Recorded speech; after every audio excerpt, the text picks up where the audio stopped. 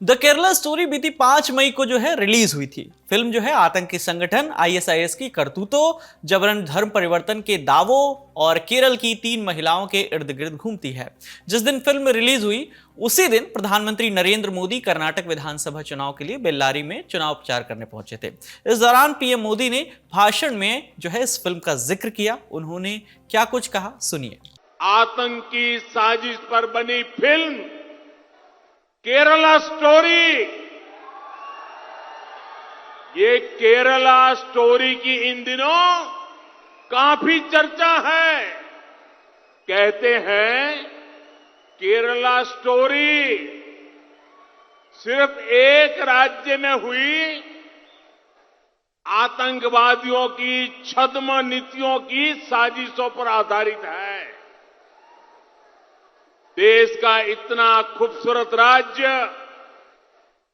जहां के लोग इतने परिश्रमी और प्रतिभाशाली होते हैं, उस केरला के में चल रही आतंकी साजिश का खुलासा ये केरला स्टोरी फिल्म में, केरला फाइल्स फिल्म में उसे किया गया है।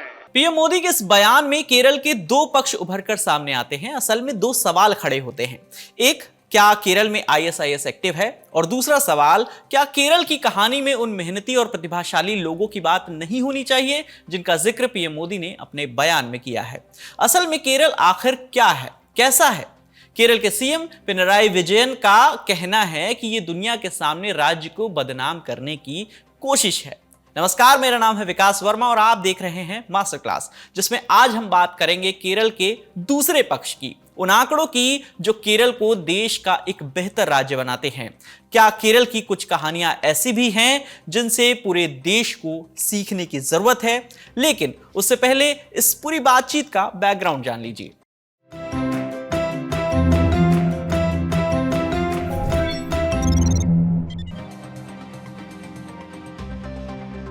पिछले साल नवंबर में द केरला स्टोरी फिल्म का टीजर आया और इस साल अप्रैल में ट्रेलर आया। तब से बवाल जारी है। फिल्म इंडस्ट्री से लेकर नेताओं, राजनीतिक दलों, जानकारों तक सबकी राय बटी हुई है। हाईकोर्ट में फिल्म को रोकने की अर्जी भी दी गई, जिसे कोर्ट ने खारिज करते हुए फिल्म मेकर्स को तथ्य ठीक करने के निर्देश भी दिए। फिल्म के टीजर में एक लड़की बुर्का पहने है, उसका इस्लाम में धर्मांतरण करवा दिया गया है और अब वो आईएसआईएस की आतंकवादी है। अफगानिस्तान की जेल में बंद है। उसके मुताबिक 32,000 लड़कियों का धर्मांतरण कराकर उन्हें सीरिया और यमन जैसे देशों में भेजा गया है। द केरला स्टोरी के डायरेक्टर हैं सुदीप्तो सेन और प्रोड्यूसर हैं विपुल अमृतलाल शाह। उनका दावा है कि यह फिल्म जो है वास्तविक घटनाओं पर आधारित है। सुदीप्तो ने ट्वीट भी किया था, पिछले 5 सालों से शालिनी, गीतांजलि, निमाह और आसिफा ने मेरी जिंदगी पर छाप छोड़ी है, मुझे उनकी कहानी बताने पर मजबूर किया है। फिल्म अब सिनेमा घरों में है। मध्य प्रदेश और उत्तर प्रदेश जैसे बीजेपी शासित राज्यों में फिल्म को टैक्स फ्री कर दिया गया है, जबकि पश्चिम बंगाल में ममता बनर्जी की सरकार और तमिलनाडु में मल्टीप्लेक्स एसोसिएशन ने फिल्म की स्क्रीनिंग पर रोक लगा दी है। कुछ और राज्यों में भी फिल्म के समर्थन और विपक्ष में धड़े बन गए हैं। राजनीतिक रस्साकसी जो है वो जारी है और इन सब के पीछे कलह की वजह है फिल्म का एक आंकड़ा। फिल्म का शुरुआती दावा था कि 32,000 लड़कियों का धर्मांतरण किया गया। इसके सबूत के तौर पर सुदीप्तो सेन ने कहा था, साल 2010 में केरल के तत्कालीन सीएम ओमान चांडी ने विधानसभा के सामने एक रिपोर्ट रखी थी। उन्होंने कहा था कि हर साल लगभग 2,800 से 3,200 लड़कियां इस्लाम धर्म को अपना रही हैं। बस इससे अगले 10 सालों का हिसाब लगा लें तो यह संख्या 30 से 32,000 होती है। सुदीप्तो के कहे की तफ्तीश की गई तो मालूम हुआ कि ओमान चांडी ने 2010 में नहीं बल्कि 25 जून 2012 को कोर्ट में इस मसले पर बयान दिया था और उन्होंने अपने बयान में यह नहीं बोला था कि केरल में हर साल 2,500 लड़कियों का इस्लाम में धर्म परिवर्तन हुआ। उन्होंने जो आंकड़ा दिया वो करीब 6.5 साल के दरमियान का था। ये बात खास तौर पर ध्यान देने वाली है कि महिलाओं के आईएसआईएस में शामिल होने पर ओमान चांडी ने कुछ भी नहीं बोला था। यह सच है कि केरल के कुछ लोगों के आईएसआईएस में शामिल होने के मामले आए हैं। इनमें कुछ महिलाएं भी थीं, लेकिन ये मामले उंगलियों पर गिने जा सकते हैं। इसलिए द केरला स्टोरी के आंकड़ों पर सवाल उठे। ये फिल्म जिस तरह केरल और आईएसआईएस के कनेक्शन का दावा करती है, उसका काफी विरोध हुआ। लोगों ने फिल्म निर्माताओं को चुनौती दी कि अगर वो अपने दावे को साबित कर दें तो वो उन्हें भारी भरकम इनाम भी देंगे। 26 अप्रैल को फिल्म का ट्रेलर आया था और बवाल बढ़ने के बाद 2 मई को ट्रेलर के YouTube डिस्क्रिप्शन से 32,000 वाला जो आंकड़ा है उसे हटाकर 3 कर दिया गया। बदले हुए डिस्क्रिप्शन में लिखा गया, द केरला स्टोरी केरल के अलग अलग हिस्सों में रहने वाली 3 युवा लड़कियों की सच्ची कहानियों का संकलन है।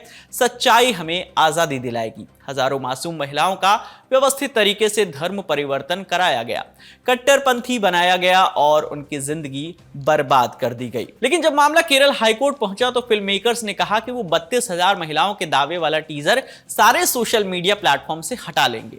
फिल्म सेंसर बोर्ड यानी CBFC ने भी फिल्म को A सर्टिफिकेट दिया था और जब मेकर्स ने यह सर्टिफिकेट हटाने की मांग की तो बोर्ड ने काउंटर एफिडेविट दायर किया और कहा कि फिल्म असलियत की सटीकता का दावा नहीं करती। सभी घटनाओं को इतिहासकारों और विशेषज्ञों और अलग अलग रिपोर्ट्स ने वेरीफाई किया है। फिल्म काल्पनिक है और घटनाओं का जो है एक नाटकीय संस्मरण है।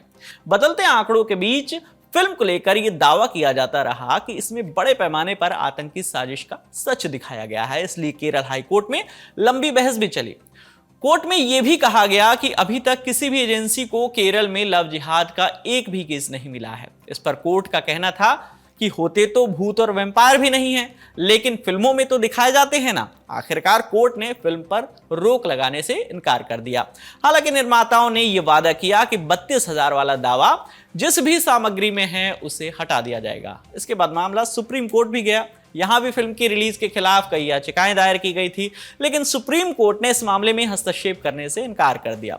फिलहाल विरोध और समर्थन के बीच फिल्म सिनेमा घरों में है और उस पर जमकर राजनीति भी हो रही है। बीजेपी की IT सेल के चीफ अमित मालवीय ने केरल के पूर्व CM VS अच्युतानंदन का एक पुराना वीडियो जारी किया, जिसमें वो कह रहे हैं कि अगले 20 सालों में केरल मुस्लिम स्टेट बन सकता है। वहीं मौजूदा CM केरल के पिनराई विजयन और सत्तारूढ़ CPIM ने फिल्म के कंटेंट पर सवाल उठाए। बीते रविवार केरल के CM ने कहा कि पहली नजर में फिल्म का ट्रेलर ऐसा लगता है कि इसका मकसद राज्य के खिलाफ प्रोपेगेंडा करना और सांप्रदायिक ध्रुवीकरण करना है। उन्होंने कहा, लव जिहाद का मुद्दा जांच एजेंसियां, अदालतें और केंद्रीय गृह मंत्रालय भी खारिज कर चुका है और अब जो है इस मुद्दे को केरल से जोड़कर उठाया जा रहा है।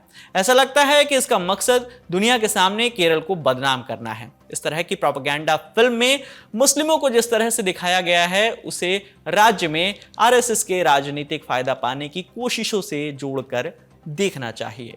वहीं CPIM के राज्यसभा सांसद AA रहीम ने कहा, झूठ से ढकी यह फिल्म RSS का एजेंडा है जो चुनावी फायदा उठाने के लिए बेचैन है। यह तो है फिल्म और उसमें दिखाई गई कहानी की बात, लेकिन केरल की एक और तस्वीर है। उसके पास सुनाने को कई और कहानियां भी हैं, दिखाने को कई आंकड़े भी हैं। देश में 28 राज्य और 8 केंद्र शासित प्रदेश हैं। भारत सरकार के सांख्यिकी और कार्यक्रम क्रियान्वयन मंत्रालय ने इसी साल 10 अप्रैल को एक रिपोर्ट जारी की। इसके मुताबिक शिक्षा के मामले में केवल 3 शीर्ष राज्यों की बात करें तो मिजोरम 98% साक्षरता के साथ टॉप पर है। उसके बाद केरल का नंबर आता है जहां पर 95% लोग साक्षर हैं। ये गौरतलब है कि केरल की आबादी जो है वो मिजोरम की तुलना में कई गुना है। केरल के बाद त्रिपुरा का नंबर आता है, उसकी साक्षरता जो है 94% है। वहीं यूटीज में लक्षद्वीप की साक्षरता सबसे अधिक है, यहाँ 92% लोग साक्षर हैं। हिमाचल प्रदेश और मेघालय में 91%, गोवा में साक्षरता की दर जो है 90% है। वहीं पूरे भारत की साक्षरता दर की बात की जाए तो वो है 84%। इकोनॉमिक सर्वे रिपोर्ट 2023 की रिपोर्ट के अनुसार केरल में नवजात शिशुओं की मृत्यु दर देश में सबसे कम है। यहाँ प्रति 1000 नवजात बच्चों में 6 की मौत होती है। वहीं मध्य प्रदेश में यह आंकड़ा 43, यूपी में 38 और असम में 36 है। वहीं पूरे देश में नवजात मृत्यु दर का औसत अनुपात 1000 बच्चों पर 28 का है। बच्चों और किशोरों की मौतों के मामले में भी केरल की स्थिति सबसे बेहतर है। नीति आयोग की national multi dimensional poverty index की रिपोर्ट के मुताबिक यहां बच्चों और किशोरों की मृत्यु दर जो है सिर्फ 0.19% है, जबकि उत्तर प्रदेश में यह दर सबसे ज्यादा 4.97% है। इसके बाद बिहार में 4.58%, मध्य प्रदेश में 3.60% और छत्तीसगढ़ में 3.332% है। मैटरनल डेथ यानी गर्भावस्था, प्रसव या उसके बाद के दिनों में होने वाली मौतों के मामले में केरल की स्थिति सभी राज्यों से बेहतर है। नीति आयोग की रिपोर्ट के मुताबिक केरल में मैटरनल डेथ रेट जो है सिर्फ 1.73% है। वहीं बिहार में हालत सबसे ज्यादा खराब है। यहां पर मातृ मृत्यु दर जो है 45.62% है। इसके बाद उत्तर प्रदेश में 35.45%, झारखंड में 33.07% और फिर मेघालय, मध्य प्रदेश और उत्तराखंड जैसे राज्यों का नंबर आता है। अब बात गरीबों की। नीति आयोग देश और देश के सभी राज्यों और केंद्र शासित प्रदेशों के लिए SDG इंडेक्स जो है वो जारी करता है। SDG का मतलब है sustainable development goals index, Hindi में कहें तो सतत विकास के लक्ष्यों की सूची।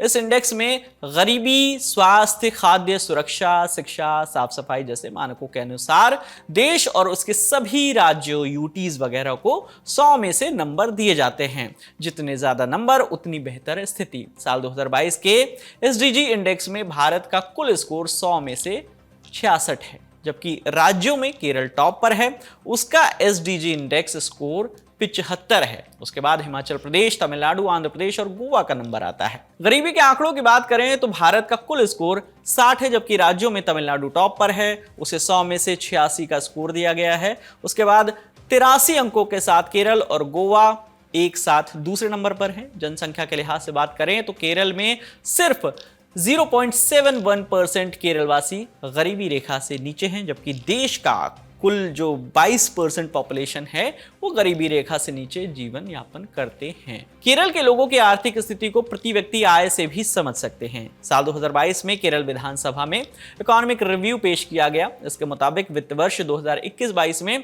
केरल की GSDP यानी ग्रॉस स्टेट डोमेस्टिक प्रोडक्ट में तेज उछाल आया था। साल 2020-21 में केरल की GSDP जो है -8.43% थी, जो 2021-22 में बढ़कर 12% हो गई, यानी 20% से ज्यादा का उछाल। जबकि इस दौरान देश की इकोनॉमी में 8.7% की जो है बढ़ोतरी हुई थी। इकोनॉमिक रिव्यू के मुताबिक केरल की पर कैपिटा GSDP 1,62,992 थी, जबकि इस दौरान देश की औसत पर कैपिटा जो है वो 1,07,670 रही। आसान शब्दों में कहें तो साल 2021-22 में केरल के एक आम आदमी की कमाई माने प्रति व्यक्ति आय जो है पूरे देश में औसत प्रति व्यक्ति आय से 1.5 गुना से भी ज्यादा। RBI के रेमिटेंसेस सर्वे के मुताबिक वित्त वर्ष 2020-21 के दौरान विदेश से पैसा भारत लाने के मामले में महाराष्ट्र के बाद केरल दूसरे नंबर पर रहा, जबकि इसके पहले के आंकड़ों में केरल टॉप पर था। आंकड़ों की बात करें तो साल 2016-17 में विदेश से भारत पैसा लाने में जो है 19% नॉन रेजिडेंट केरलाइट्स जो है उन्होंने पैसा भेजा था, माने विदेश में रहने वाले केरल के लोगों ने, जबकि महाराष्ट्र के लोगों ने 16.7% जो है पैसा भारत भेजा था। लेकिन 2020-21 में जो सिचुएशन है पूरी तरह से बदल गई और महाराष्ट्र के लोगों ने 35.2% जो पैसा है वो भारत भेजा, जबकि केरल के जो 10% करीब 10% लोगों ने पैसा भारत भेजा। इसके बाद तमिलनाडु, दिल्ली, कर्नाटक, आंध्र प्रदेश जैसे राज्यों का नंबर आता है। इसके अलावा कुछ और ऐसे सेक्टर हैं जिसमें केरल की स्थिति पूरे देश में सबसे बेहतर है, जैसे स्कूली शिक्षा। नीति आयोग के डेटा के मुताबिक सभी राज्यों में केरल इस मामले में अव्वल है। यहां सिर्फ 1.78% जनता जो है स्कूली शिक्षा से वंचित है। स्कूल में बच्चों के अटेंडेंस के मामले में भी केरल टॉप पर है।